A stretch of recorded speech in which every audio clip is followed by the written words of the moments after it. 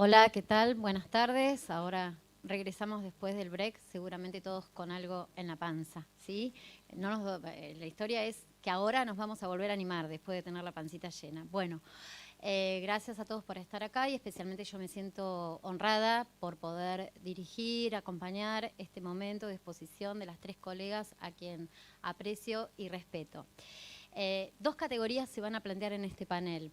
Al menos desde mi mirada de esta presentación, después ellas seguramente van a ir por otros caminos. Pero básicamente, cuando ustedes leen el programa, el anclaje va a estar en la mirada de la víctima y el victimario. El entrecruzamiento del fin terapéutico de la ley de salud mental, porque para eso estamos en estas jornadas hablando de salud mental, y el poder punitivo del sistema penal sigue interpelando a las prácticas procesales cuando de sujetos que son sometidos al proceso, a ellos se les diagnostica algún padecimiento que afecta a su salud mental.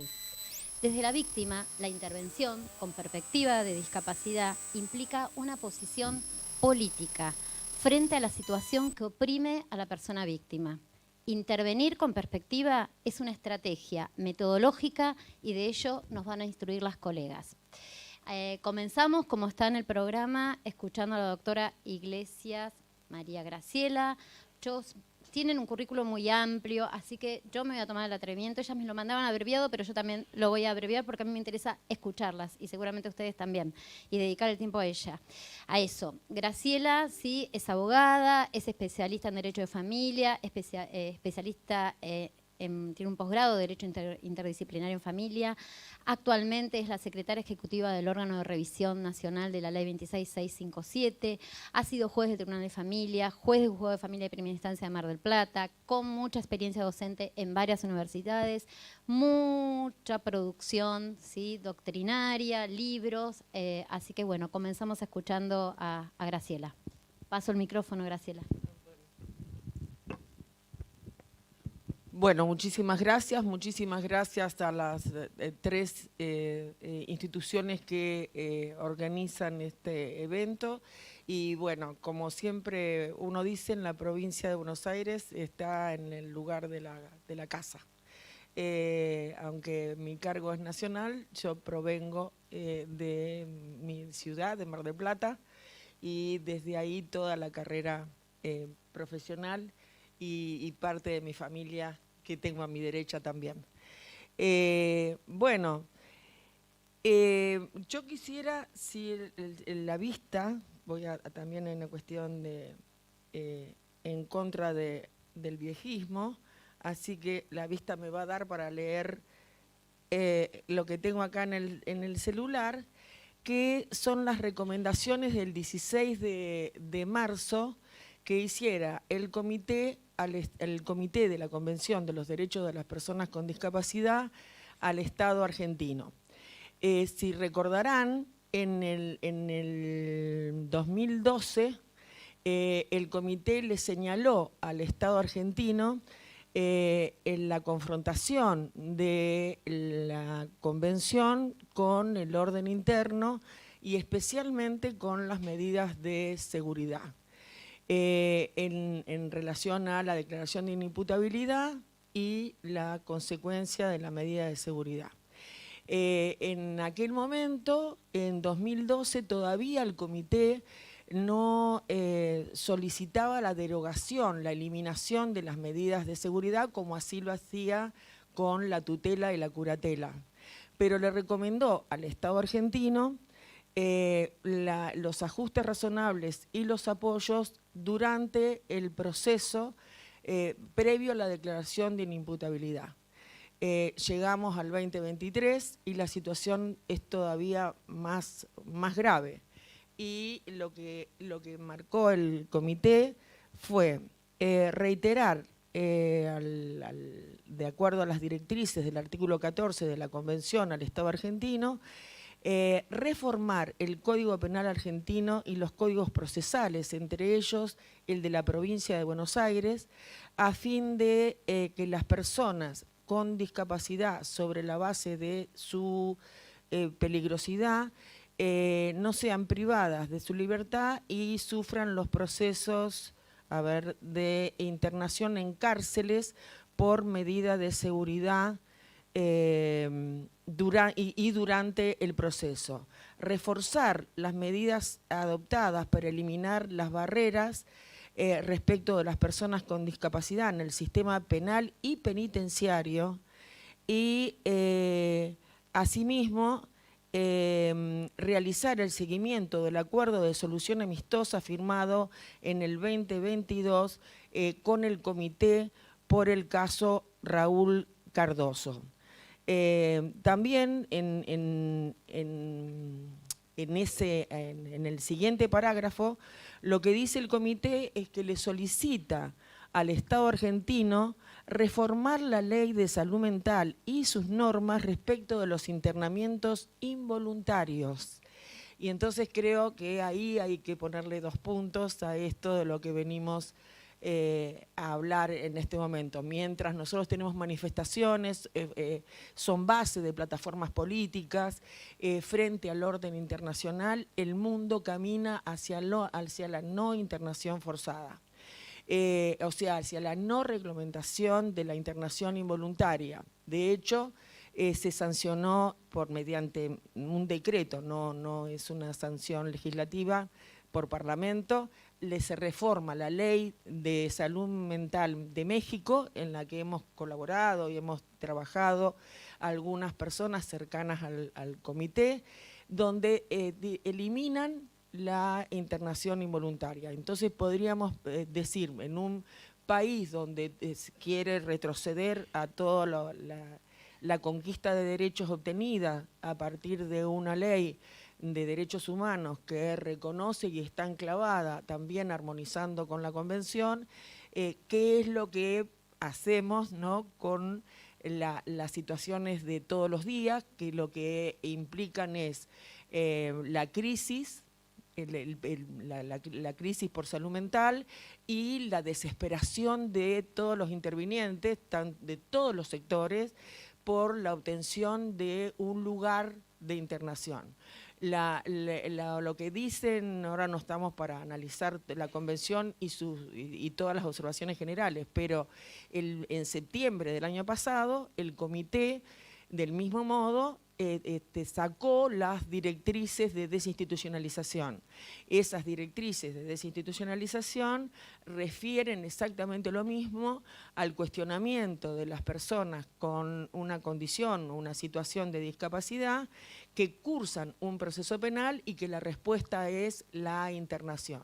Entonces, frente a esto, me parece que antes de establecer soluciones, me parece que es simplemente, seguimos haciendo un análisis casi catártico de esta anomia que tenemos en un ordenamiento jurídico de excelencia, en un ordenamiento jurídico que es respetuoso y en una obligación por parte del Estado de cumplimiento que acarrea responsabilidad ante justamente al mantener estructuras, conciencias, prácticas que no realizan los ajustes razonables ni los ajustes de procedimiento en las distintas instancias. También en lo que es las instancias más transformadoras para nuestro Estado, como ha sido el Código Civil y Comercial de la Nación, el artículo 41 y la Ley de Salud Mental. Entonces me parece que el desafío, antes de hacer mención, pasamos al acceso a la justicia, el desafío, antes de pensar exclusivamente en el proceso penal, es decir, ¿qué hacemos con el reconocimiento a la capacidad jurídica? ¿Qué valor tiene las preferencias? ¿Qué valor se le otorga en nuestra operatividad diaria, dinámica, a las conclusiones, a las observaciones generales y a la norma convencional? ¿Cómo se realiza el control de convencionalidad y a qué fueros abarca? Eso sería una primer pregunta, porque cuando nos reunimos, cuando tenemos las jornadas y tenemos los lugares de pensamiento o de debate, estamos circunscritos en general al derecho de las familias o al derecho civil. pero queda por fuera el derecho penal. Entonces, mientras en el derecho penal se evalúa y se mira, o no se mira, o no se detecta a una persona con una condición o situación o posición de discapacidad, en los demás fueros la exigencia de la operatividad y de la transformación de las prácticas es cada día un desafío mayor. Y desde ahí se hacen ajustes de procedimiento, hay nuevas sentencias. Hoy ya tenemos, por suerte, algunas sentencias en el país que permiten establecer acuerdos de apoyo donde la persona no necesita un proceso de restricción. Para la vida lo que necesitamos es acompañamiento y apoyo. Y bueno, las personas con una condición de discapacidad están reclamando desde el 2006 igual reconocimiento como persona ante la ley. ¿Por qué en el fuero penal es diferente? ¿Por qué no está la operatividad convencional y el control de convencionalidad no se da en el proceso de declaración de inimputabilidad? ¿Y qué hacemos en general? ¿Qué valor se le otorga al artículo 12 cuando hay que realizar el control de convencionalidad con el artículo 31 y el artículo 32 del Código Civil y Comercial de la Nación? Es decir, con los presupuestos de la capacidad jurídica para el Estado argentino. Hoy en broma, con el colega, nos reíamos porque tenemos algo que viene de otros encuentros, y decían, no, en este país ya no hay más insanos, y no los hay. Pero hay que hacer valer que sea visible, no un tratamiento maquillado todavía en procesos donde quien decide sigue siendo otro. Porque acá, en realidad, por más que discutamos y por más que hablemos de la concepción binaria de la capacidad de goce y la aptitud para el ejercicio, lo cierto es que convencionalmente es igual reconocimiento como persona ante la ley, y la elaboración sería ¿quién decide? ¿Quién toma la decisión? Entonces ahí, ¿qué valor tiene la preferencia? Y esa preferencia, ¿cómo la vamos a seguir midiendo? ¿Diagnósticamente, únicamente? ¿Una persona, somos un diagnóstico, cualquiera que sea? Desde bipolaridad, befrenia, esquizofrenia, toda la fenia y toda la psicosis o el consumo problemático de sustancia. Una persona que tiene un consumo problemático de sustancia es una persona incapaz per se. O hay que tener una mirada holística, o hay que tener una mirada integral donde la historia, la dinámica de vida de esa persona determina también la posibilidad del ejercicio de su capacidad jurídica. Y eso tiene que ver con cómo manifiesta sus preferencias, y a veces preferir es simplemente mostrar el deseo, un deseo de ser.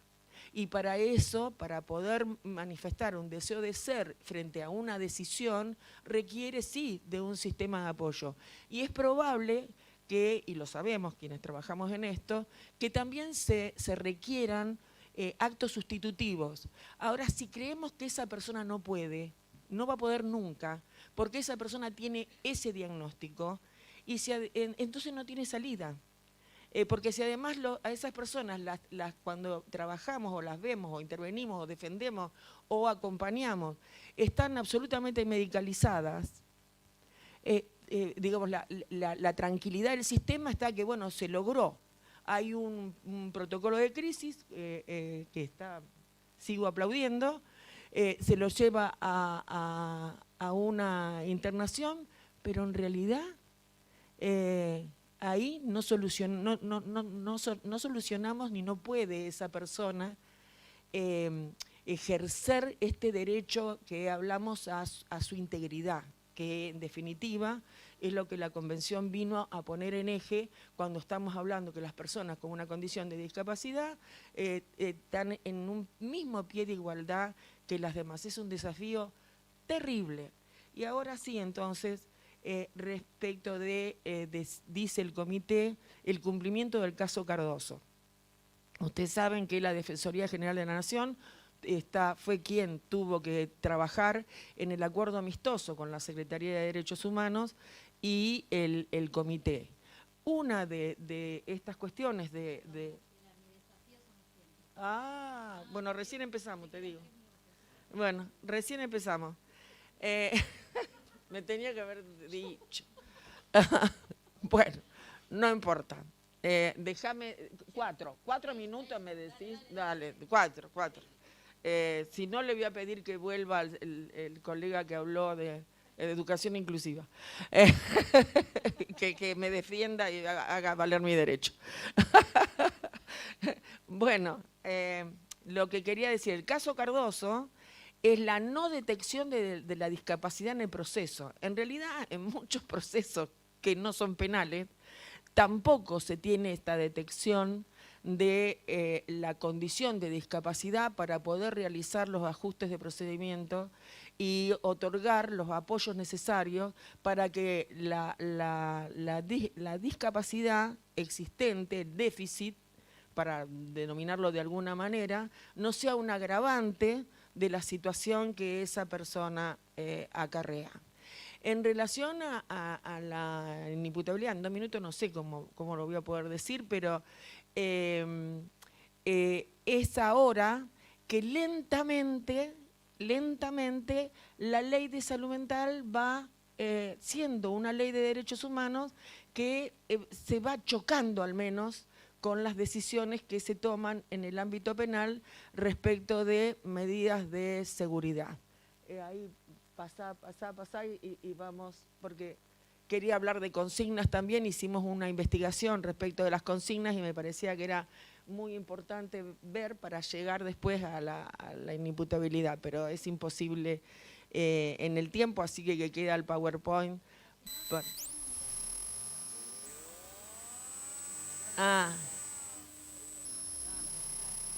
Bueno. Lo que decía era la falta de detección durante el proceso de la condición de discapacidad para poder realizar un ajuste razonable en el proceso que permita una situación de igualdad procesal frente a lo que es el debido proceso. Lo que se genera hoy, ¿qué es? En esta cercanía y atravesamiento de la Ley de Salud Mental a estas declaraciones de inimputabilidad y medidas de seguridad. Que muchas veces lo que se hace es declarar la inimputabilidad, se dicta una medida de seguridad y se oficia al juez de familia, sería en la provincia de Buenos Aires, en Nación, juez civil o juez de familia, para el mismo control de la misma internación. Entonces, ¿esto qué genera? Genera cuestiones de competencia que tienen que ser abordadas y la persona quedó cristalizada, sin competencia, sin defensa, porque también se agota la intervención de la defensa y la persona quedó ahí, en general, en Nación. En Prisma tiene una resolución por la cual personas declaradas inimputables no son atendidas en Prisma, con lo cual esa persona quedó ahí, sin juez que tome medidas, sin defensa que pueda intervenir, y a raíz de eso es que todos los sectores que integran el plenario del órgano de revisión y después de muchos casos y de muchos trabajar en estas situaciones, optamos por realizar una recomendación que al menos colabore con los distintos estamentos para poner las cosas un poco en orden. ¿Estamos cumpliendo con las observaciones del comité? No. La apuesta es que tengamos que cumplir, es decir, que hay que reformar el artículo 34. Reformar el artículo 34 del Código Penal es reformar el Código Penal o, en su caso, específicamente legislar respecto de medidas de seguridad en personas con discapacidad. En general uno va al caso extremo, al descuartizador, digo, ¿no? En todos los grados de la vida la excepcionalidad se debe tratar como eso, como una excepcionalidad.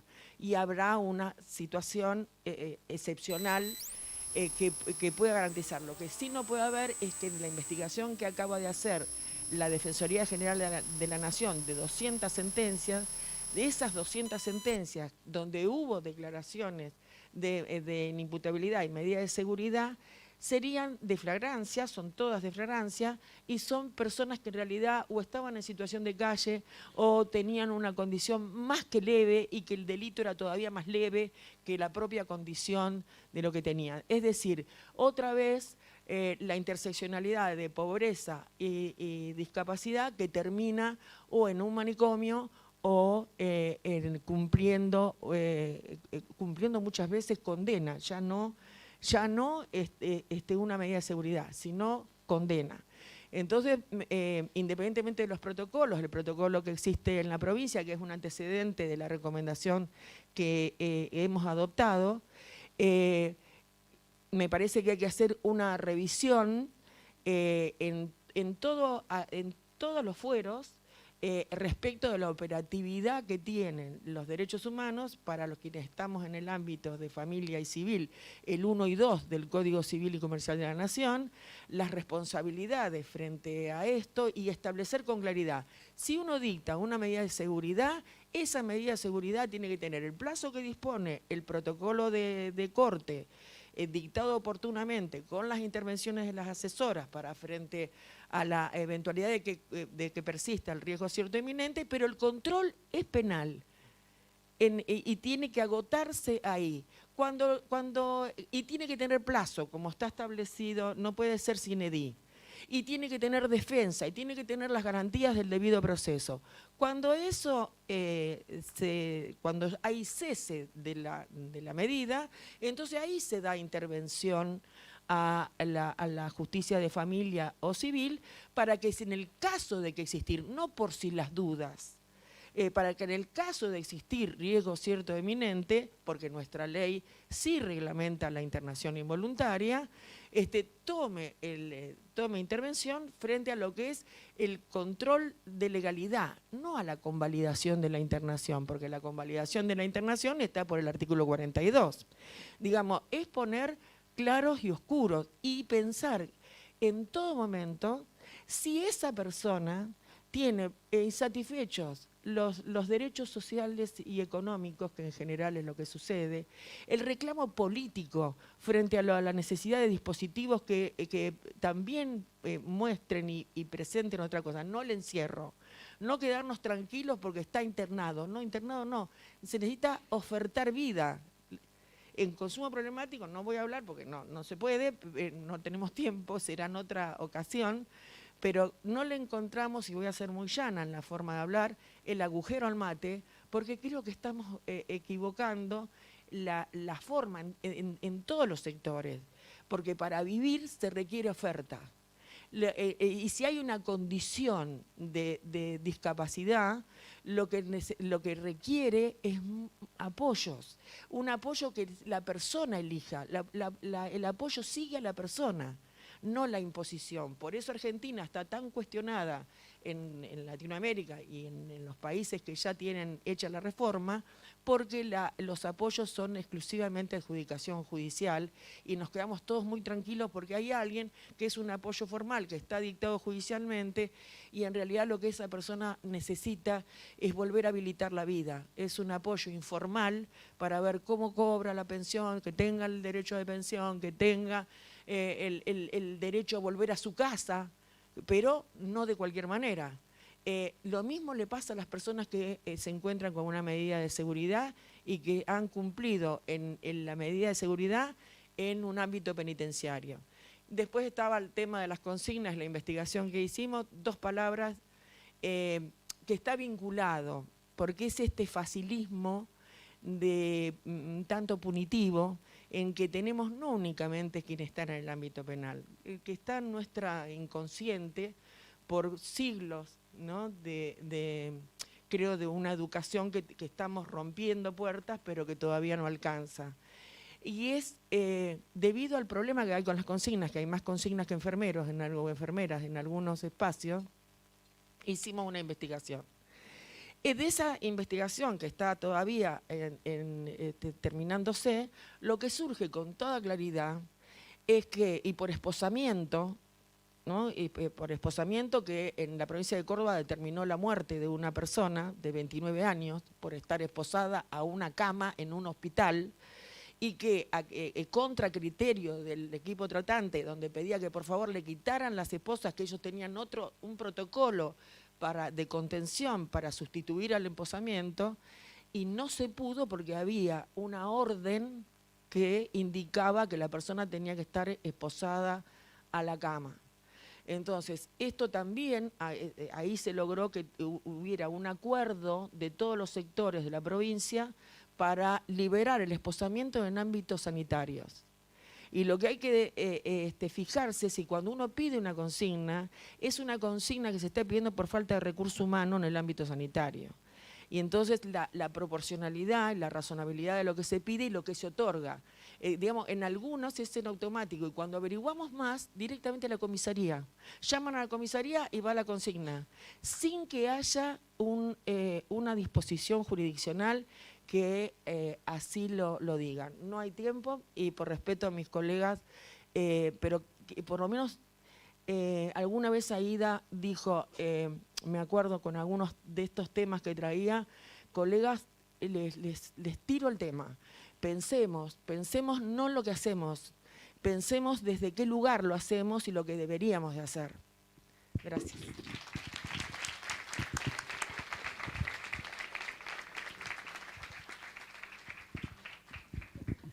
Bueno, gracias, Graciela. Yo no voy a hablar nada, así hablan ustedes. Voy a presentar a Silvia Eugenia Fernández, asesora de incapaces del Departamento Judicial de Mar del Plata, doctora en Derecho de la Universidad de Mar del Plata, especialista en Derecho de Familia, especialista en Magistratura Judicial, diplomada en Protección Jurisdiccional de Derechos de Infancia, UNICEF, diplomada en Género y Bioética, profesora adjunta de Derecho de Familia, sucesiones, también de Mar del Plata, docente de grado, posgrados varios, autora de publicaciones y avanza. Me presenta y no me va a descontar los minutos después.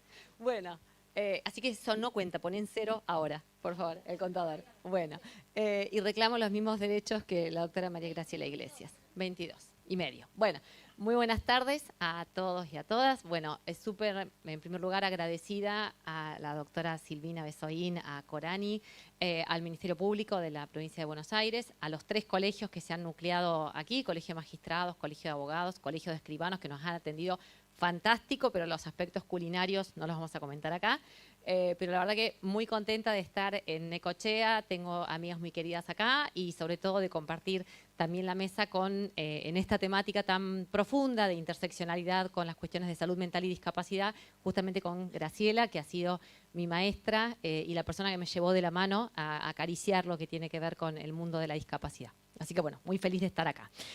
Bueno, me pidieron que tratáramos hoy y que conversáramos un poquito sobre el rol de las asesorías respecto de las personas vulnerables, vulneradas, nos dijo ayer el doctor Gustavo Moreno, y es cierto porque todas las personas que vienen a tocar nuestras puertas son personas que han sido vulneradas en algunos de sus derechos, y la pregunta es ¿en qué, no? ¿Y qué buscamos para esas personas que han sido vulneradas? Y a mí me interesó cuando leí esta frase que nos dice, hoy se habló de igualdad real e igualdad formal.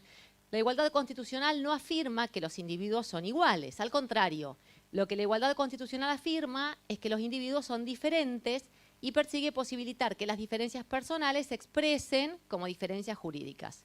Aquí es donde está el secreto de la proclamación constitucional de la igualdad. Si no se entiende esto, no se entiende nada, ni de la igualdad ni de los derechos fundamentales.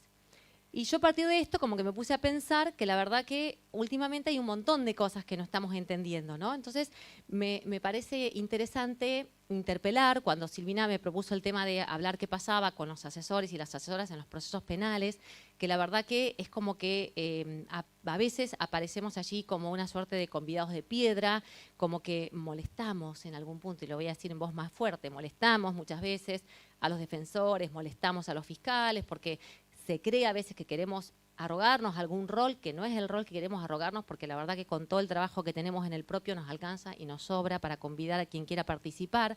Entonces no queremos hacer esto, queremos hacer esa diferencia positiva, porque lo que queremos hacer, y un poco acá voy a traer de la mano lo que dijo mi compañero y amigo Hugo ayer respecto de qué queremos nosotros incorporar en materia de derechos humanos, queremos marcar que los procesos penales no están dirigidos por el derecho penal. no están dirigidos exclusivamente ni direccionados por el derecho penal, por el Código Penal y por el Código Procesal Penal. Queremos marcar que cuando hablamos de personas vulnerables, vulneradas o vulnerabilizadas, hay un montón de otras diferencias, un montón de otros principios especiales, sí, pero que vamos a hacer otra cosa distinta, sí. Tenemos que hacer otra cosa distinta. Y esto es un poco lo que nos marca imbuirnos o de alguna manera incorporarnos esta perspectiva de la interseccionalidad. Una persona que está atravesada por un proceso penal, sea en calidad de víctima, en calidad de victimario, en calidad de testigo, porque tenemos chicos y chicas que vienen en calidad de testigos a los procesos, es una persona que está situada, cuando llega a nosotros, en una situación de vulnerabilidad, pero en múltiples situaciones de vulnerabilidad. Entonces hoy no nos alcanza con esta vulnerabilidad sola, porque tenemos que hablar en plural, tenemos que hablar de vulnerabilidades y tenemos que hablar de esta perspectiva de la interseccionalidad. Porque una persona es niño, es mujer, es una persona con discapacidad. Mariana tiene ejemplos grandiosos acá de sentencias en Necochea respecto de la mirada diferencial e interseccional en materia de discapacidad y en materia de género. Es una persona, un niño o una niña que tiene sus derechos económicos, sociales y culturales vulnerados, que no accedió a la educación, que no accedió al cuidado familiar, que está privado de cuidados parentales porque está en una institución. Entonces su madre o su padre, que capaz es el autor del abuso sexual, no es el que va a venir a decir o a tomar directivas en el marco de la causa penal, como muchas veces nos pasa, que no se consulta a las adolescentes porque se reemplaza por la madre o padre que es causante del abuso o por lo menos cómplice en el mismo, ¿no? Entonces, esta interseccionalidad que tiene que ver con comprender que las personas somos como una cebolla en algún punto, ¿no? Digamos, como que nos vamos sacando capas y un poco somos niños, un poco somos personas con discapacidad, un poco somos mujer, un poco tenemos derechos económicos vulnerados, bueno, y así nos vamos desnudando y vamos viendo todos los condicionantes de discriminación y de opresión histórica y estructural que nos atraviesan siempre. Puede ser por ser una persona menor de edad, puede ser por ser mujer, puede ser por ser una persona con discapacidad, una disidencia sexual y más. Entonces, ¿qué tenemos que traer al proceso penal? Y queremos traer esto, no queremos reemplazar a nadie en su función, queremos incorporar, queremos nutrir. Queremos nutrir con la doctrina de la protección integral de derechos, queremos que se escuche y que se escriba y que se resuelva con base al interés superior del niño o de la niña, con base a su derecho a ser escuchada en el proceso, con base a su autonomía progresiva, que se le diga, como he leído en alguna sentencia, lo primero que quiero decirte es que te escuché y te creí.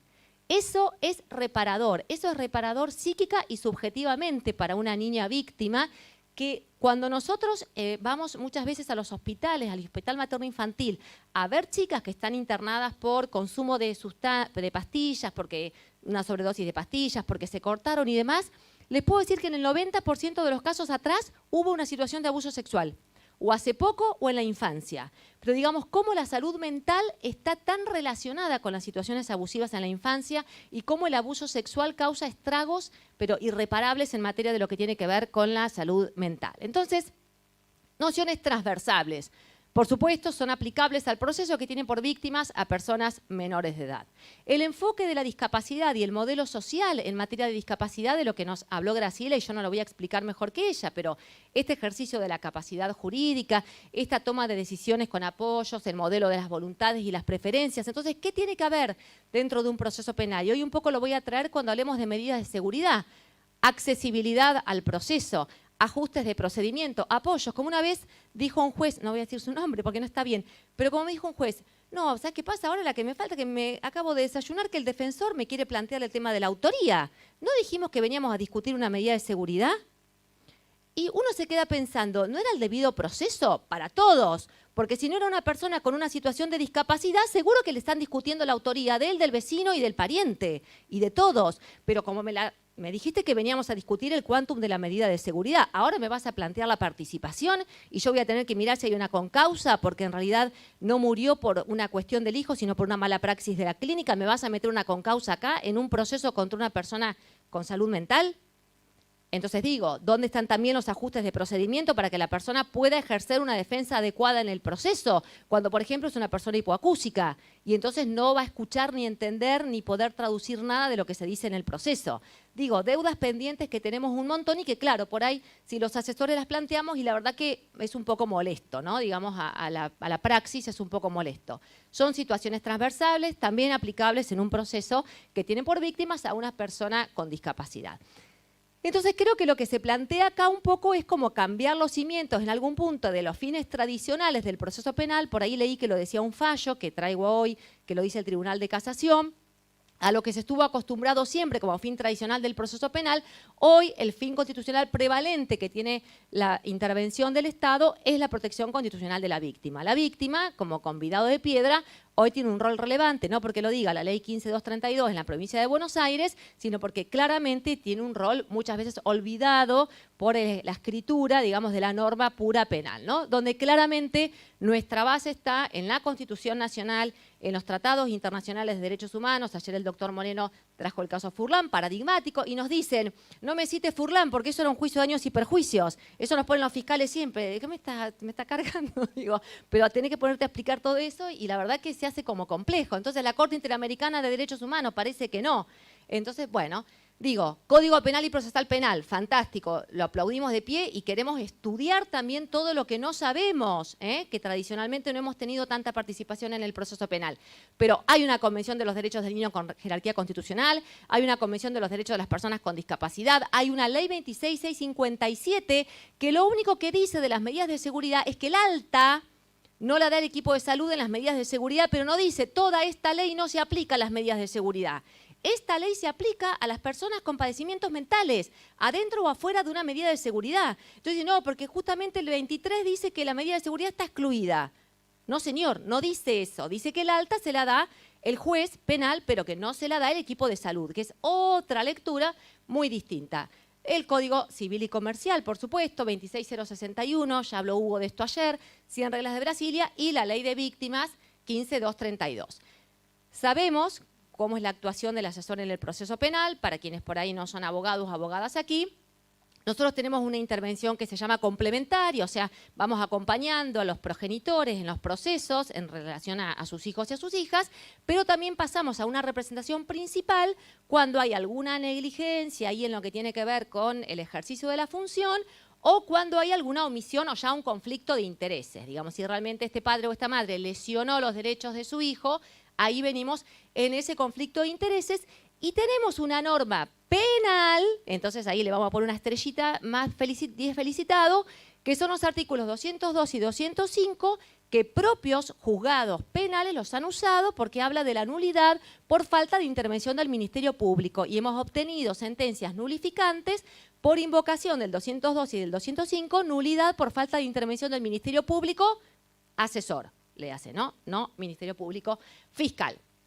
Y algo así pasó en este caso que les traigo, que es una situación de género, digamos de una niña menor de edad, víctima de violencia sexual, donde ante un planteo que realiza el particular damnificado, y en ese momento se dan cuenta que era menor de edad y que había que haber alguna asesoría por ahí, nos dan intervención en ese momento y vemos que la causa se había iniciado sin intervención, a pesar de que tenemos la resolución 99 del Ministerio Público. Habían archivado la causa sin intervención de la asesoría. La madre había planteado como particular damnificado, o sea que estaba defendiendo adecuadamente la revisión. Va al fiscal general sin vista a la asesoría. El fiscal general resuelve y le rechaza, digamos, sin vista a la asesoría. La Fiscalía General confirma también el archivo sin vista ni... La progenitora plantea reconsideración ante la Fiscalía General.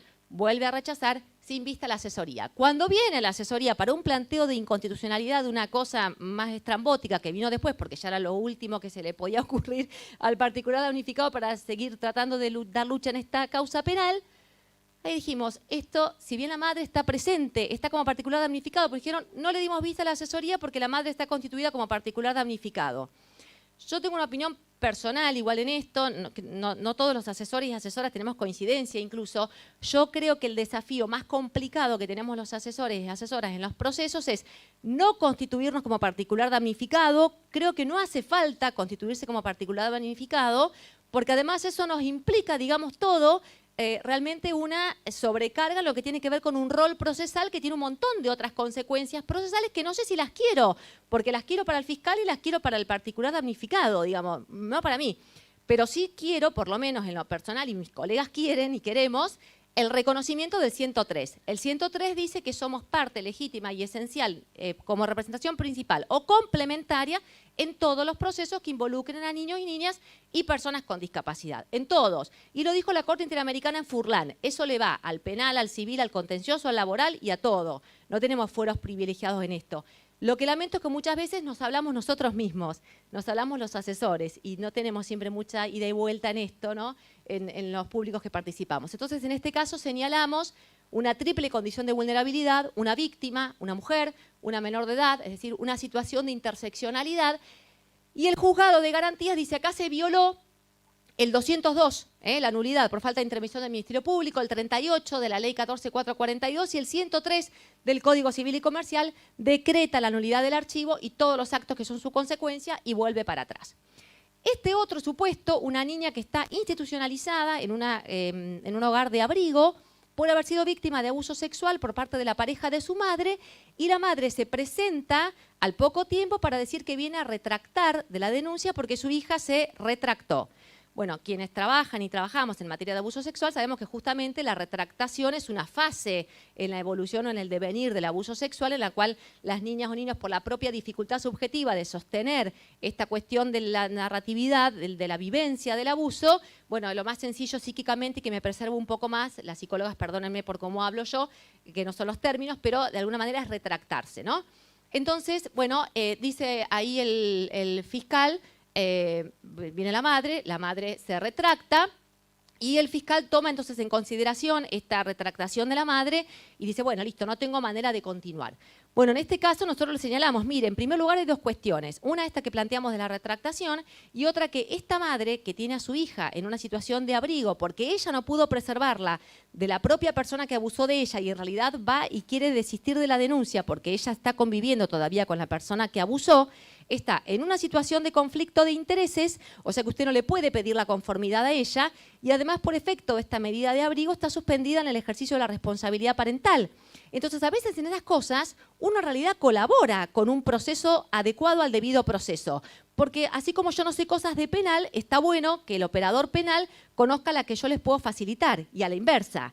Entonces en esto le decimos, bueno, en este caso hay un conflicto de intereses entre la hija y la madre, con lo cual Fiscalía General dice, hay claramente una situación de conflicto de intereses, este archivo ha desatendido las disposiciones de la Convención de los Derechos del Niño, Belém do Pará, la CEDAW y claramente la Ley 26.485. Y la tercera cuestión, antes de pasar a medidas de seguridad, que va a ser lo último, porque no voy a permitir que me rete, Coraní, es la que tiene que... Muy bien, bueno, vamos ahí.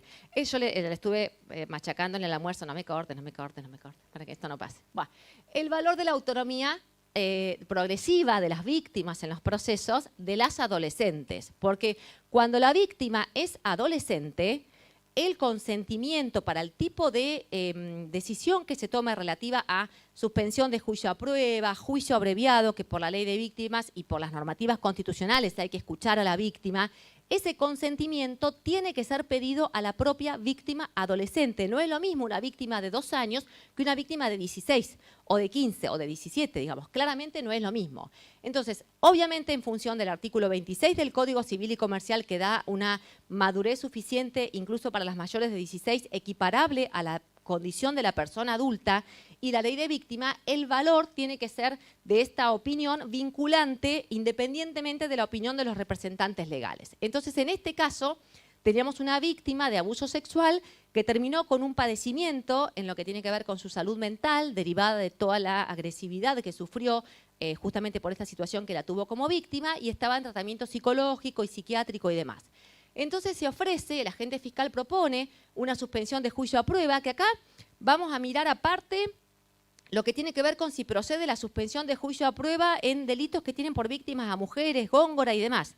Pero todavía sin entrar a ver eso, porque incluso el fallo dice, en algunos casos yo, si fiscal y víctima y asesoría estaban de acuerdo, yo estuve a favor de la suspensión de juicio a prueba, aunque fuera un delito de género, con toda la corriente que tiene que ver con la opinión de la víctima, si quiere que es más reparador y quiere cerrar el proceso y demás. Dice, en este caso, ¿qué pasó? ¿Qué le dijo el fiscal? Me ofreció el control de patronato liberado, residencia, bueno, 30.000 pesos de reparación del daño. Quise comunicarme con la denunciante, madre de la chica de 16 años, y falleció. Así que no tengo con quién hablar, dice. Bueno, vista la asesoría. ¿Qué hace la asesoría? Llama a la víctima, que viene con su hermana menor, que era la mayor, perdón, que era la que en los hechos se viene haciendo cargo. Y la verdad que ella da cuenta de todo el tratamiento en materia de salud mental y cómo tiene que estar esta mirada interseccional. Nosotros conocíamos a esta chica porque había tenido situaciones de ingreso en el hospital por causa de su salud mental, entonces veníamos haciendo todo un trabajo con ella.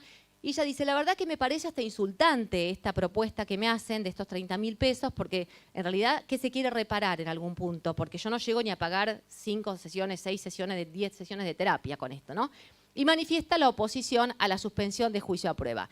Así nos opusimos, exigimos que el consentimiento fuera recabado de la propia víctima, que en este acto, acompañada e integrada su representación por la asesoría, porque la hermana no era guardadora, no era nada, era de hecho, así que la vinimos a representar nosotros, acompañando o asistiendo su autonomía progresiva, no ya representando. Bueno, ninguna de estas condiciones impuestas tiene perspectiva de género, porque, por ejemplo, ¿por qué no repensar las reglas de conducta? En los casos de abuso sexual infantil, ¿por qué no pensar en programas de masculinidades, programas de abordaje para las conductas abusivas? ¿Por qué solamente no mudar de domicilio y control del patronato de liberados? Bueno, que el patronato de liberados gestione programas que tengan que ver con la deconstrucción de estos micromachismos, la deconstrucción de las nuevas masculinidades, digamos, otra mirada en lo reparatorio para que sean reglas de conducta que realmente les sirvan a todos. Una vez una chica me dijo, yo quiero que las haga, pero ¿sabes qué? Porque quiero que él se mejore un poco, ¿no? Y esto tiene que ver con, digamos, que sea esto algo constructivo, no una regla tabla rasa para todos exactamente lo mismo. Entonces, en función de eso, la sentencia dice, si bien yo cuando hubo conformidad expresa de fiscal y víctima pude haber dicho que sí en un caso de género, acá se me oponen la asesora, la hermana, la víctima, así que nada. Y que es un caso muy reciente, que es de la asesora de la doctora Marisa Schneider de Lomas de Zamora. Acá, cuando ella va a una audiencia para el juicio abreviado, que habla con su víctima adolescente y demás, el fiscal propone 15 años de prisión, la defensa acepta. Bueno, le dan traslado a la defensa y dice, sí, charlan, voy a aceptar esto.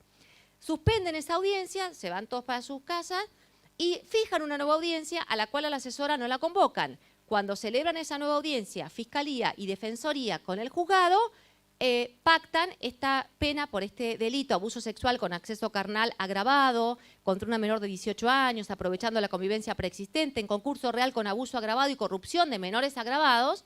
Bueno, pactan una pena de 13 años y homologan ese acuerdo. Ella dice, se han violado los derechos de las menores víctimas a ser oídas porque nunca fue notificada de esta contrapropuesta que efectuó el imputado, tampoco de la aceptación, y le impidió que pudiera expresar su opinión, que le pide el 396, y la ley de víctimas, porque la víctima no fue citada a manifestar su opinión respecto de este nuevo acuerdo, que me cambiaron las condiciones del acuerdo inicial.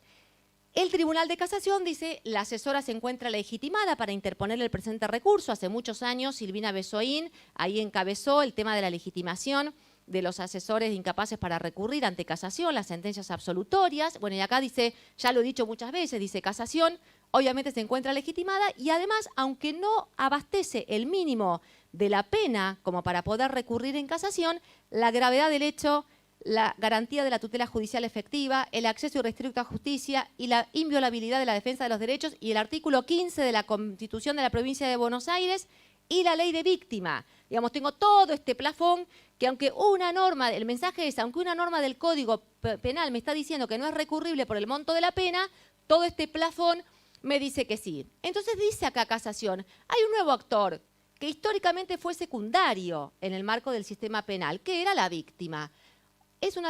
Hoy en día, dice, el ofendido ha sido hasta ahora una figura marginal, en contraste con el proceso civil, donde es un papel decisivo. La víctima en un daños y perjuicios es decisivo.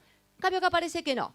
Pero dice el derecho convencional, la ley de las víctimas, tiene la expectativa la gente de que se condene al responsable de la violación de un bien jurídico determinado. El titular del bien jurídico determinado, al margen de que sea representado por el Estado, por esta expropiación de la acción por parte del Estado, es la persona ofendida.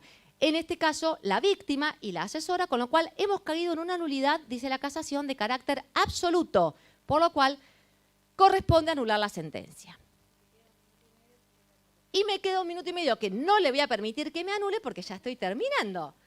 Entonces quiero llegar a la máxima situación de interseccionalidad que tiene que ver con lo que ya nos anticipó Graciela respecto de las medidas de seguridad, la discapacidad, el proceso penal y las medidas de seguridad. 2 fallos les quiero comentar. Como sabía que Coranim iba a hacer esto, yo en el Power puse uno solo, el otro se los voy a contar de palabrita nomás, porque jugaba con tener ese tiempito.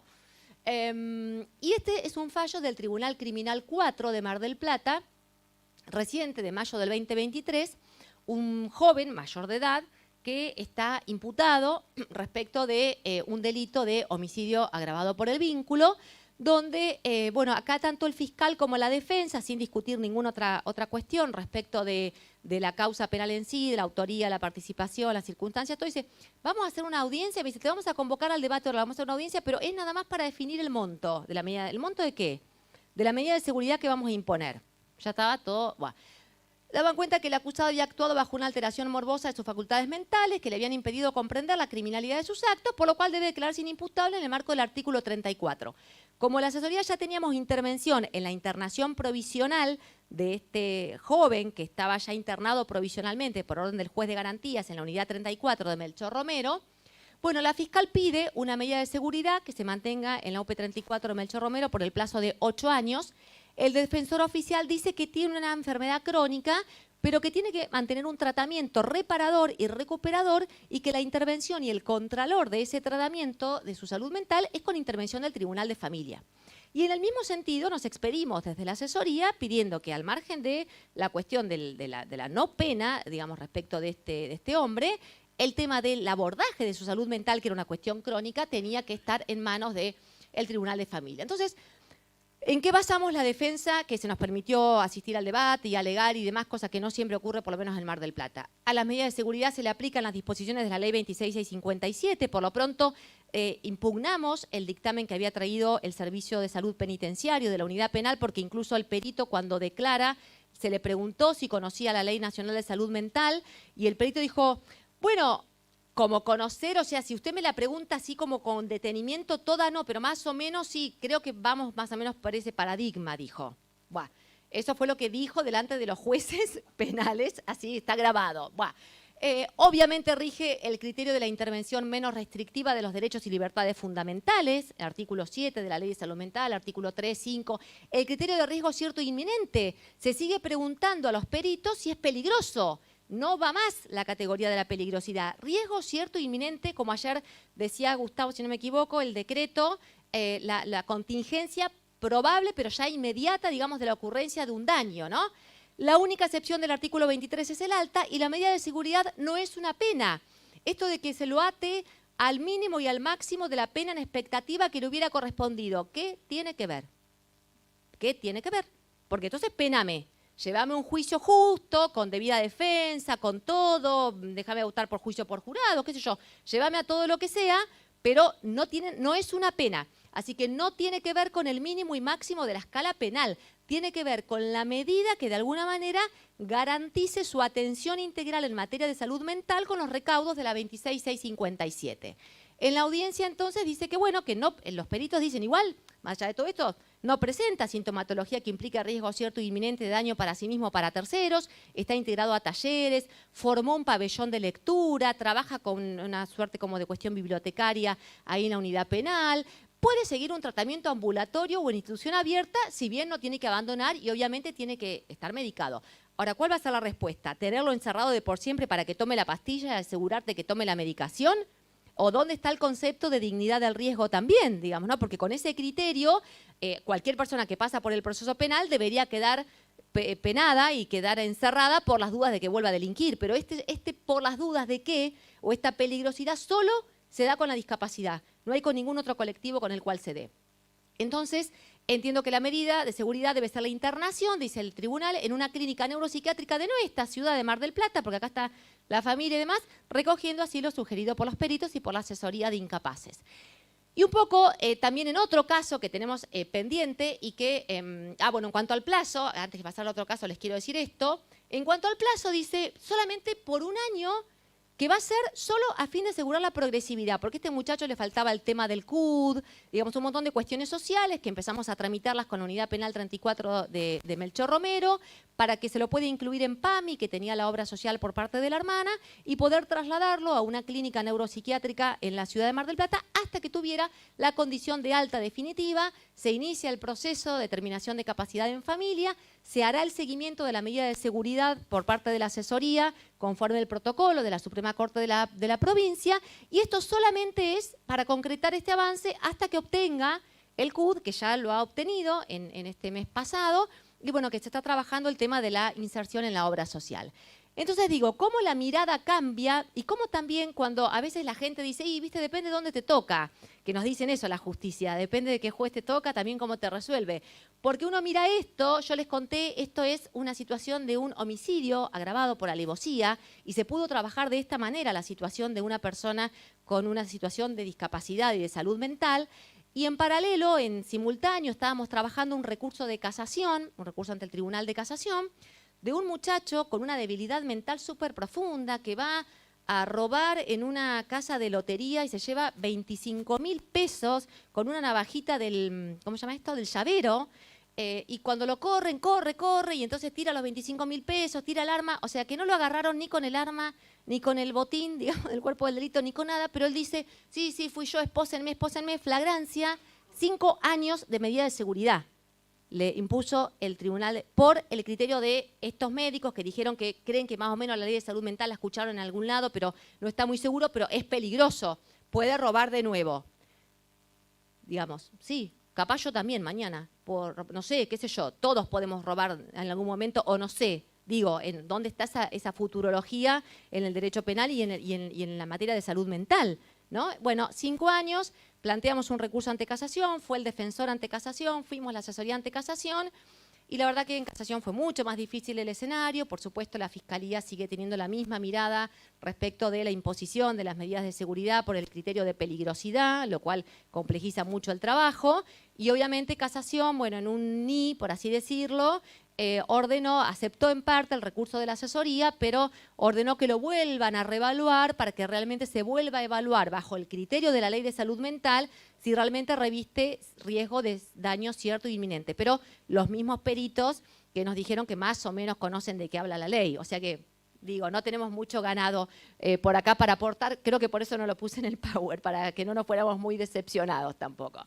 Bueno, entonces, para finalizar un poco lo que quería dejar aquí, y espero, no sé si lo que Silvina me pidió está dicho, pensar lo que queremos hacer las asesorías en el proceso penal es asegurarles a las víctimas una asistencia pública de derechos que sea diferenciada, que tenga una mirada distinta, con una mirada de accesibilidad y de compensación de esta vulnerabilidad. Queremos trabajar en conjunto con fiscales y defensores, no queremos usurpar espacios ni medidas de nadie. Queremos hacer efectivo Furlan, garantizar el acceso a la justicia en la protección y defensa de las personas con discapacidad, y por eso sostenemos esta necesidad de mantener nuestra singularidad sin invadir ninguna otra rama, pero nuestra legitimidad autónoma a la defensa y a la fiscalía para poder garantizar esta asistencia diferenciada de derechos. Bueno, muchas gracias.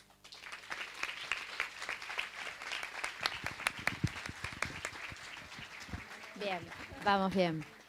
Bueno, ahora me toca presentar a Mariana. Ella juega de local, la doctora Mariana Jiménez, jueza de Tribunal Criminal número 1 de Necochea, abogada, diploma de estudios avanzados en Derecho Penal, Procesal y Suficiencia Investigadora de la Universidad de Sevilla.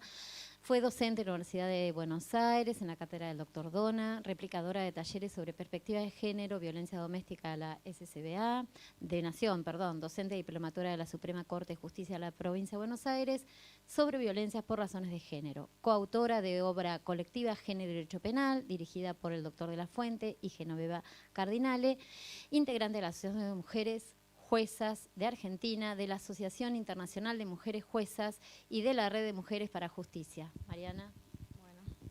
Bueno, muchas gracias a Silvina por la invitación, muchas gracias a Cora también por acompañarnos en el panel. Bueno, a los 3 colegios también que están en la organización de esto y al Ministerio Público.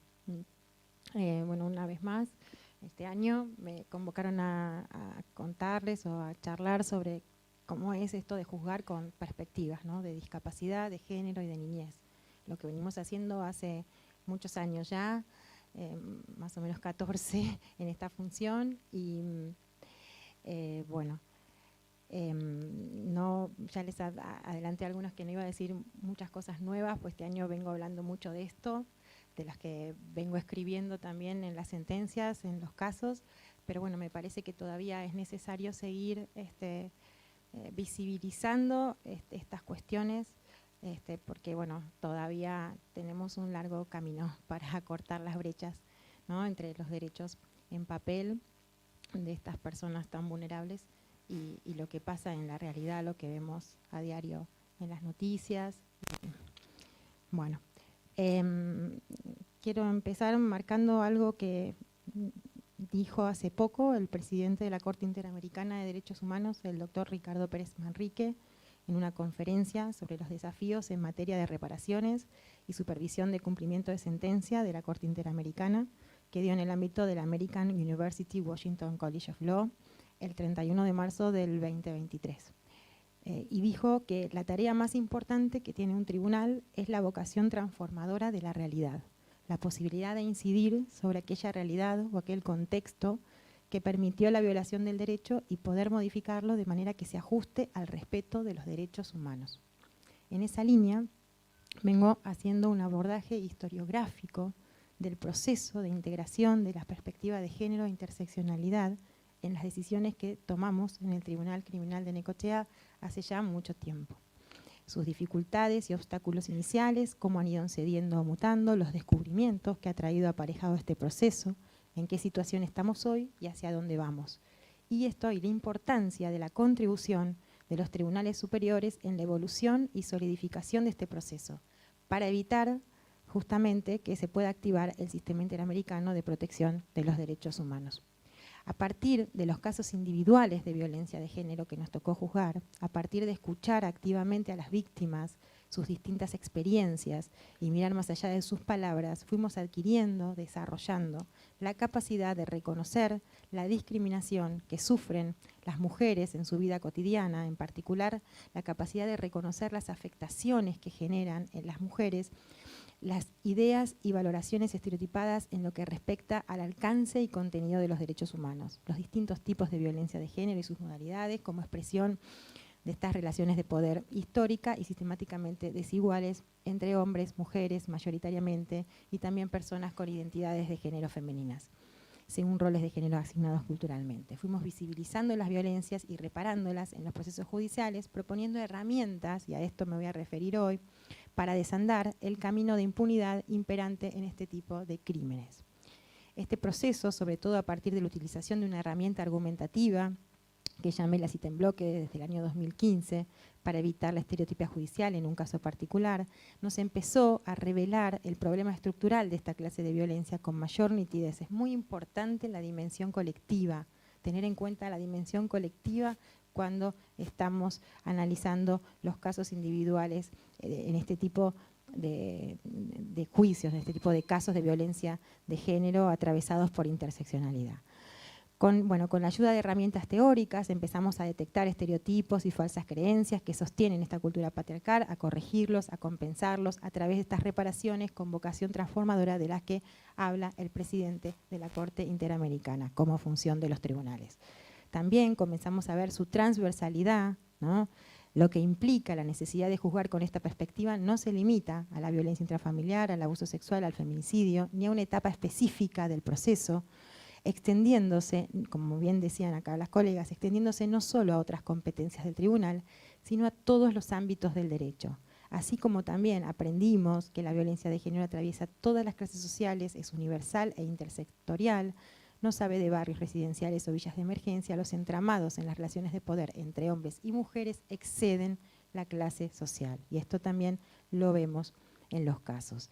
Este proceso también evidenció, y acá que esas desigualdades se acentúan cuando las personas, además de la cuestión de género, sufren otra u otras situaciones de vulnerabilidad a la violencia. El término interseccionalidad, que se volvió de uso común a partir del año 1989, cuando fue utilizado por una jurista y profesora afroamericana, Kimberly Crenshaw, aplicado a esta temática, implica la interacción de dos o más factores sociales en una persona, como el género, la edad y la discapacidad, sobre los que fui convocada a hablar en este panel, entre otros factores como la etnia, la raza, la ubicación geográfica, la situación económica desfavorable, etc.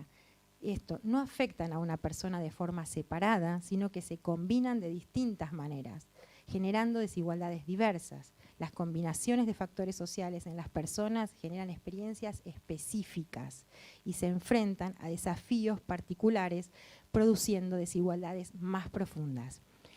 Y cuando esas vulnerabilidades son tan profundas, no solo facilitan el delito, ¿no? Y en este sentido hago un paréntesis, el preámbulo de la Convención sobre los Derechos de las Personas con Discapacidad, en su inciso Q, reconoce que las mujeres y las niñas con discapacidad suelen estar expuestas a un riesgo mayor dentro y fuera del hogar de violencia, lesiones o abuso, abandono o trato negligente, malos tratos o explotación.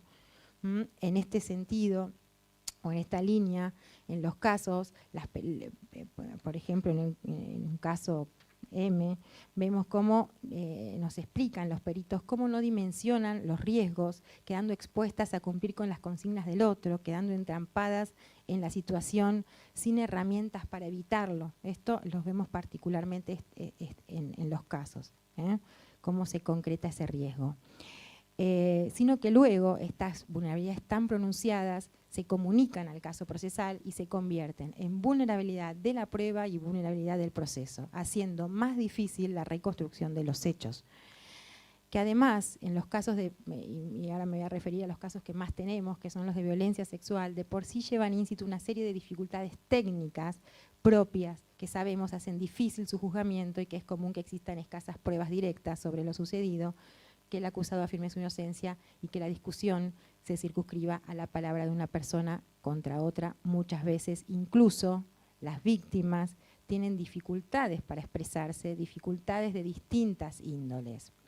Y a estas dificultades técnicas sumamos los prejuicios y las ideas preconcebidas y estereotipadas propias del sistema patriarcal que existen en el imaginario social en torno a esta clase de violencia, que en lo que hace a este tipo de violencia sostienen la cultura de la violación, evidenciándose una serie de estereotipos sexuales que, a la par de establecer una representación monolítica de la violación real, tienden a naturalizar este tipo de agresiones hacia las mujeres y a responsabilizarlas por los daños sufridos. Ahí los jueces y las juezas, como cualquier persona, no somos inmunes a los estereotipos y estamos obligados a capacitarnos conforme establece la ley Micaela.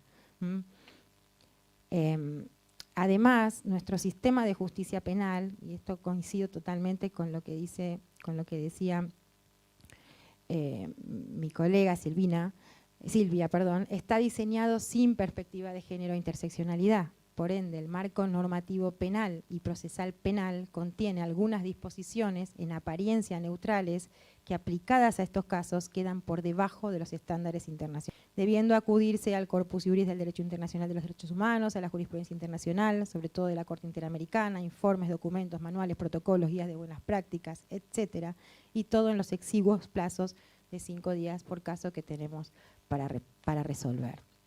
Ante tal panorama, y teniendo en cuenta que más del 56% de los casos sobre abuso sexual subsumido en los tipos penales del título 3, capítulo 2 del Código Penal, en distintas modalidades e intensidades que me ha tocado juzgar desde el 2009, no se constataron lesiones, ¿no? En esos casos. Caso a caso venimos proponiendo y renovando, que son los más difíciles de resolver, en los que no tenemos rastros físicos y también en los que por las situaciones de vulnerabilidad a la violencia, en los casos en que las víctimas no pueden poner en palabras lo que padecen, que tienen por limitaciones en el lenguaje, esos son los casos más difíciles, ¿no? Entonces, ante estas dificultades, venimos proponiendo, renovando, refinando herramientas, que es lo que quiero compartir ahora, conceptuales de análisis y argumentativas, algunas de las cuales, ¿no?, como bien se habla de la interdisciplina, en todas estas jornadas no son propias de las disciplinas jurídicas, sino más bien de las ciencias sociales, la psicología, la antropología, el trabajo social, la sociología, etcétera.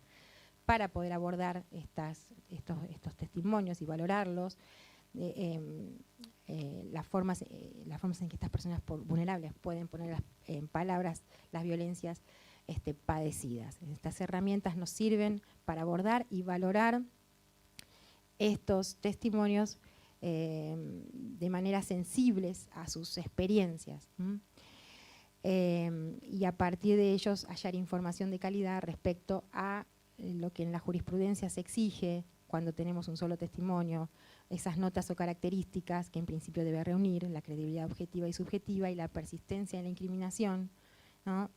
Con estas perspectivas, con estos enfoques interseccionales.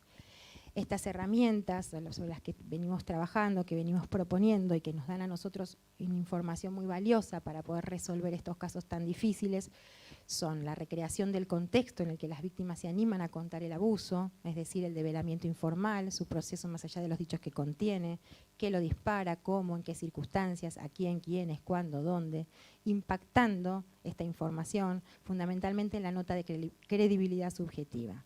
En esto la casuística es múltiple y en esto las personas con discapacidad son los casos que más cuesta el develamiento o detectar. Y eso después lo vamos a ver con las cifras que contamos, ¿no? con la cantidad de casos en esas condiciones que tenemos, que no son muchos. El análisis profundizado e integral del contexto, esta es otra herramienta de análisis, ¿no? Del contexto en el que ocurrieron los hechos, y acá me interesa resaltar algo que está ya en el protocolo de investigación y litigio de casos de violencia sexual de este año, de la Unidad Fiscal Especializada en Violencia contra las Mujeres del Ministerio Público Fiscal de la Procuración General de la Nación, cuando habla que debe hacerse un examen o abordaje integrado, no aislado de su entorno, mirar más allá del hecho puntual restringido por la ley penal. La jurisprudencia de la Corte Interamericana recoge la idea de que las pruebas deben ser apreciadas en su integralidad, es decir, teniendo en cuenta sus relaciones mutuas y la forma como se prestan soportes una a otras, o dejan de hacerlo. Lo estructural de esta violencia determina un contexto especial de ocurrencia que debe ser incluido en el análisis probatorio. Otra de las herramientas es la recreación de la ruta crítica. Esto nos puede dar información muy valiosa también a los jueces para decidir esta ruta crítica que han tenido que vivenciar estas personas hasta llegar al juicio y en algunos casos también durante la tramitación del proceso. Los obstáculos que se identifican en las rutas críticas, en este caso de las víctimas de este tipo de violencia, al momento del develamiento informal o de interponer una denuncia. La protección especial que debemos brindar a estas víctimas de este tipo de delitos no debe confundirse con un sesgo, sino que es una obligación convencional, reforzada y estricta. La contracara de la ruta crítica ha sido definida por la Corte Interamericana como neutralidad empática. En el caso Brisa Angulo Lozada versus Bolivia en el año 2022, introduce este concepto tomado de uno de los peritajes, el perito Sillero la presenta como un modo exigido de acercamiento de los operadores judiciales a las víctimas de situaciones de violencia sexual. Otra herramienta, y aquí la importancia, ¿no? Esta de la participación de los asesores y asesoras en el proceso penal, que tiene que ver con las situaciones de vulnerabilidad a la violencia que padezcan las víctimas, el análisis interseccional combinado exigido convencionalmente. Las combinaciones de factores, como dije, producen desigualdades más profundas que en estos casos no solo facilitan el delito, sino que luego dificultan el acceso a la justicia de las personas que se encuentran en estas condiciones de vulnerabilidad. Esta información es clave para mitigar las dificultades que tengan las personas con discapacidad para acceder a la justicia en igualdad de condiciones con las demás, mediante ajustes de procedimiento y adecuados a la edad que faciliten el desempeño de las funciones efectivas de estas personas como participantes directos e indirectos, e incluidas declaración como testigos en todos los procedimientos judiciales, conforme al artículo 13 de la Convención sobre los Derechos de estas personas. En los casos en los cuales la discapacidad afecta el lenguaje, la comunicación, la recreación de la forma en que la víctima se comunica en su vida cotidiana puede brindarnos información muy valiosa también para interpretar sus manifestaciones. Bueno, y esto, reitero, ello se relaciona con la importancia del rol de las y los asesores de personas menores de edad y con discapacidad en nuestro proceso. Otra de las herramientas tiene que ver con el impacto, y esto hablaron hoy a la mañana, me pareció muy valioso el aporte del panel en cuanto al impacto en este tipo de la violencia sexual en la subjetividad de las personas victimizadas y consecuentemente la forma en que estas personas pueden poner en palabras las violencias padecidas. La calidad del relato puede verse influida por la magnitud y tipo del trauma. Sobre esto habló Juan Cruz Charle hoy y Luciano Angeli. El traumatismo deja secuelas que pueden implicar agujeros de pensamiento y sobre todo desarticula los recuerdos en forma tal que no tienen hilación, esto lo vemos en los casos, sino que aparecen como pedazos sueltos, muchas veces en forma de imágenes repetitivas, o puede haber una desmentida de lo ocurrido, en tanto a veces es el único modo de poder proseguir con la vida cotidiana. Ello puede tener implicancias, ¿no?, en la calidad de este relato, luego en la precisión de los hechos por la Fiscalía, en la calificación legal, en las reglas concursales, en casos de desmentidas, retractación, en el análisis de las notas, en la persistencia de la incriminación. Otro de las herramientas sobre las que necesitamos información es sobre el estado emocional y gestual en cada uno de los develamientos, en relación a los develamientos que hacen estas víctimas con estos padecimientos, ¿no?, sin que su credibilidad se vea menoscabada si no muestran estrés o sensibilidad frente a lo sufrido. Otras consecuencias de este tipo de hechos sobre las víctimas, aun cuando se trata de indicadores inespecíficos y la casuística también es múltiple.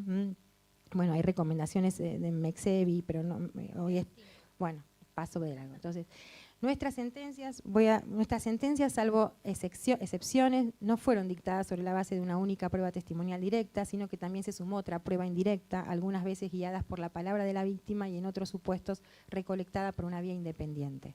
En estos casos, aplicar la perspectiva de género e interseccionalidad implica mirar más allá de la palabra de estas víctimas y a través de herramientas como las propuestas, que no son taxativas, algunas de las cuales pueden motivar ajustes en el procedimiento, mirar el material probatorio aportado por las partes en cada caso para analizar con la información que se obtenga las notas que en principio debe reunir este testimonio. A partir de allí, en los juicios técnicos, guiadas por los estándares de un sistema de libre valoración, venimos elaborando pautas de valoración de estas declaraciones de las mujeres, niñas, niños y adolescentes, de las personas con discapacidad, sensibles a sus experiencias, que promuevan una valoración de la prueba sana, crítica, racional y respetuosa de los derechos de estas personas. Entre las pautas de valoración de estas declaraciones sensibles a las experiencias de estas personas, voy a compartirles 3 de ellas. 2 casos difíciles porque no contábamos con la palabra de la víctima en una declaración formal, y las pautas apuntan a cómo llenar el vacío dejado por la ausencia de la declaración. El primer caso, y son casos que no son actuales, son casos del 2013, del 2014 y del 2017. El primero, estas pautas se hicieron teniendo en cuenta perspectiva de género, el segundo perspectiva de género de infancia y el tercero género e infancia y discapacidad. Y acá, los 3 casos fueron los criterios solidificados, consolidados por la intervención de los tribunales superiores, sobre todo el Tribunal de Casación, confirmándolos. El primero es conocido, es una pauta sensible a la experiencia de las mujeres, y que remite al valor de la palabra de estas mujeres. En estos casos se introduce el concepto de violencia institucional para calificar prácticas revictimizantes. Nos dice cómo debe valorarse esa palabra con especial cautela, otorgando relevancia al testimonio de la mujer, que no puede ser soslayado o descalificado, dado que ello constituiría otra forma de violencia institucional, no debe prescindirse de sus manifestaciones, sino que las mismas deben ser valoradas con el mayor rigor crítico posible, tratando de desentrañar el mérito o la inconsistencia, mediante su confrontación con las demás circunstancias probatorias que acrediten o disminuyan su fuerza, que su palabra es fundamental y necesaria. La segunda pauta, sensible a las experiencias de las niñas. Esta pauta se trataba de una víctima muy pequeña, una niña de 5 años de edad al momento del hecho, y en ese caso la persona de confianza a quien le cuenta quién había sido su victimario, un vecino, hermano de las amiguitas en cuya casa había dormido esa noche, fue a su mamá y aclaró que no le iba a decir. Fue a su mamá, esa persona de confianza, quien lo contó, y aclaró que no lo iba a decir más. Así en la Cámara Gesell no lo pudo volver a contar. Nuestra perito Brisighella explicó los motivos por los cuales la víctima no lo pudo hacer, y ese tramo del relato ingresó al juicio a través de la declaración de su mamá. Esta regla, bueno, ya les dije, desde 2014, y fue confirmada por la Sala 2 de Casación. Allí, a través de un voto del juez Mancini, se sostuvo que en casos como el presente, en los que se investigan delitos con la integridad sexual, miren, en casos como el presente, ya la regla deja de ser sola para nuestro caso, sino que se puede expandir a otros casos de esta provincia por lo menos. Entonces, en casos como el presente, continúan los que se investigan delitos contra la integridad sexual, la convicción respecto de la ocurrencia de la hipótesis delictiva se logra a través del testimonio de los peritos psicólogos que informan respecto de los dichos de quien aparece como damnificado en la causa y por las manifestaciones de familiares, en el caso de la madre que estaba presente cuando la pequeña contó los padecimientos vividos. Los sentenciantes merituaron que es natural, atento a la violencia e intimidad del ataque, que la menor tuviera como primer y excluyente referente de sus dichos a la progenitora. Por ello la madre depuso acerca de las porciones fácticas que percibió con sus sentidos en cuanto a lo manifestado por la menor, habiendo sido ello efectivamente valorado por el acuo, sin escapar a los criterios de veracidad y credibilidad, cuya valoración resulta facultad propia de los jueces de la instancia. Bueno, entonces, a través del valor de la palabra de la mamá o de la persona de confianza de la víctima en especial situación de vulnerabilidad, más el aporte de las ciencias sociales y de la salud, es posible compensar la carencia de su palabra. Y esto también vale para la pauta número 3, también sensible a las experiencias de las niñas con discapacidad, ¿no? También es un caso del año 2007, la de sentencia de primera instancia, y 2018, la de segunda instancia. Así que no son casos tan actuales y ya se venían decidiendo con estas pautas sensibles a estas experiencias, ¿no? Hay un libro, una publicación de Di Corletto del año 2019 que nos desafía a que utilicemos este tipo de pautas, y me pareció interesante traer estos casos de esta época, ¿no? de estos años donde ya teníamos pautas sensibles a estas experiencias. Bueno, entonces, y el tercer caso, el tercer caso fue muy difícil porque era una chica que tenía 14 años y con discapacidad, y no, tenía afectado no solo discapacidad psíquica, anomalía psíquica, sino también el lenguaje, ¿no? Sensorial, ¿no? No se podía dar a conocer, no se podía expresar qué le había pasado. El hecho se devela por una cuestión física, porque queda embarazada. Y bueno, porque tenía una madre que se dio cuenta de que tenía amenorrea, e hicieron un test y bueno, se quedó embarazada. Ella solo hablaba monosílabos. Yo ya este caso me parece que con ustedes también lo compartí, pero fue muy importante y sirvió para fundamentar otros casos. Y bueno, en este caso creo que también participó uno de los disertantes, el licenciado Angeli. Cómo se levantan los dichos con especial cautela. Ella hablaba en monosílabos. El problema no estaba en el hecho, sino en quién había sido, y había sido su padrastro. También se tuvieron en cuenta los indicios de las reacciones del padrastro en cuanto se supo que estaba embarazada, pero fundamentalmente ella se lo cuenta a su tía, lo puede contar en el contexto de la internación luego del aborto, y a través de una pericia psicodiagnóstica pudieron trabajar con ella, pero lo importante también fue recrear la manera en que ella se comunicaba en su vida cotidiana con los demás, para poder entender e interpretar esos dichos. Así que de esa manera también se pudo llegar a un veredicto condenatorio, teniendo en cuenta, y en esa pericia psicodiagnóstica ella fue asistida, ¿no? Los ajustes de procedimiento fueron que, bueno, no solo estaba la psicóloga, sino había era personal de la directora del colegio especial donde ella concurría hacía muchos años. Y bueno, para terminar, si me queda un poquitito, voy a hablar de la base estadística, porque me parece muy importante cuando hablamos de estos casos que tengamos en cuenta los datos, ¿no?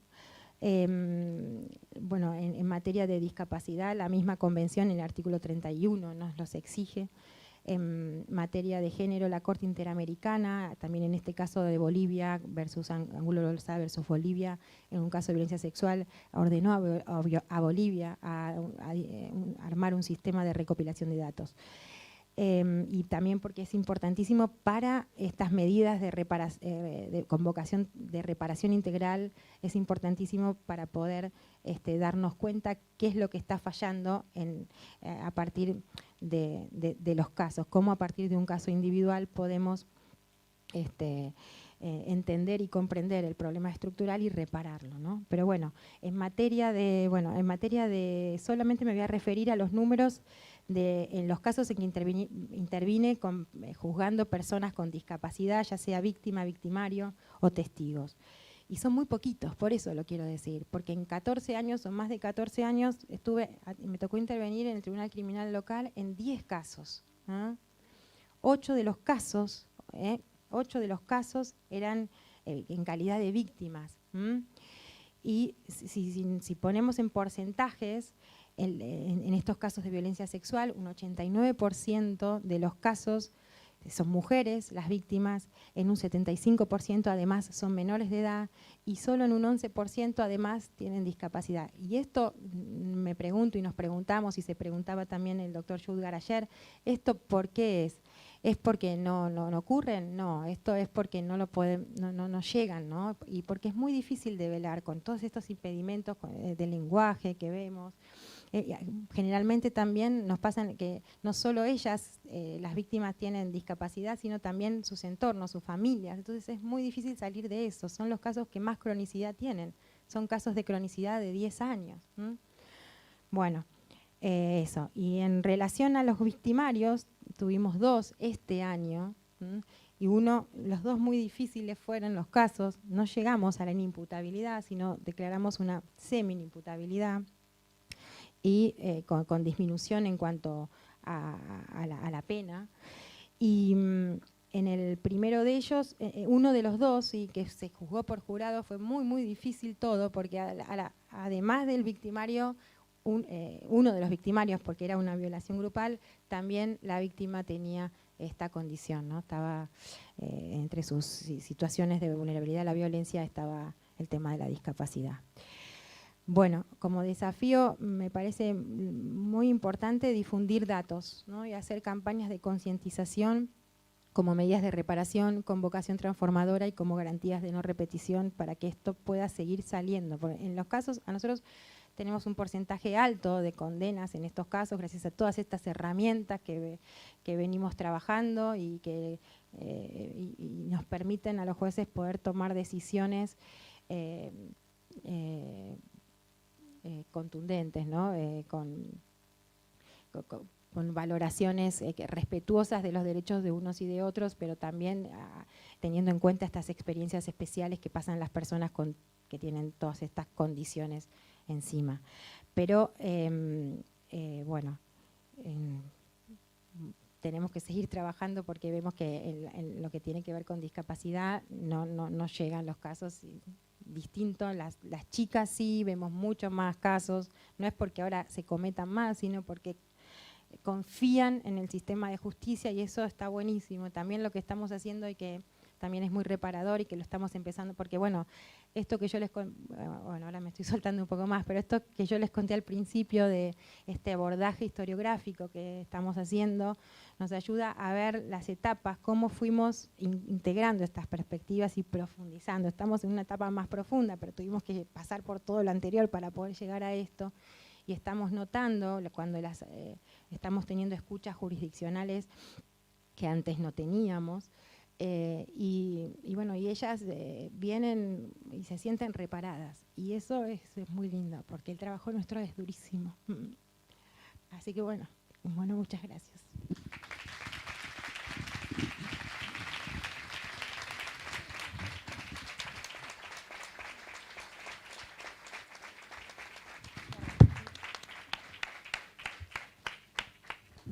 Bueno, son muchas cosas lo que dijeron, tienen muchas más cosas para contarnos. Seguramente ustedes, yo los invito a que las aprovechen, a que cuando ellas bajen de aquí les pregunten, interactúen con ellas. Sé que tienen muchas cosas más para decir, el tiempo es tirano en esto. Y quiero solamente también desde mi rol como asesora y el trabajo que también hacemos con Silvina, las dos nos toca interactuar con Mariana y no puedo evitar la localía, así que la emoción de Mariana es lo que transitamos junto a los fiscales que están aquí también nos pasa con los defensores, se fue ahora Gerardo también. podemos convivir con la defensa, emocionándonos en los casos que nos pasan. Eso nos pasa a todos nosotros acá en Necochea.